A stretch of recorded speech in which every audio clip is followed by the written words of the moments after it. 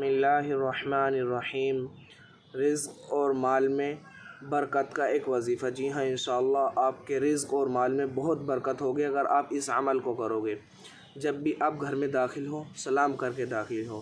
اللہ کے نبی صلی اللہ علیہ وسلم کو زیادہ سے زیادہ درود شریف پڑھیں، ان پر سلام بھیجیں، اور گھر میں داخل ہوتے وقت میں قل هو اللہ احد اس سورت کو پڑھ لینا۔ انشاءاللہ تبارک و تعالی آپ کے مال میں بہت برکت ہوگی۔ اس عمل کو کرنا اور اپنے بھائی کے چینل کو ضرور سبسکرائب کر دینا۔ اللہ تبارک و تعالی آپ کے جان میں مال میں خیر و برکت عطا فرمائے، آمین۔ السلام علیکم ورحمۃ اللہ وبرکاتہ۔ بسم اللہ الرحمن الرحیم۔ جو شخص یہ چاہتا ہو کہ اس کا چہرہ خوبصورت ہو جائے، اس کے چہرے پہ نورانیت آ جائے، تو ہر فرض نماز کے بعد میں 41 مرتبہ یا مصورو اس لفظ کو پڑھے اور اپنے چہرے پر دم کر لے۔ انشاءاللہ چہرہ نورانیت بھی ہوگا، خوبصورت بھی ہوگا۔ اس عمل کو کر لینا اور اپنے بھائی کے چینل کو ضرور سبسکرائب کر لینا۔ السلام علیکم ورحمۃ اللہ۔ بسم اللہ الرحمن الرحیم۔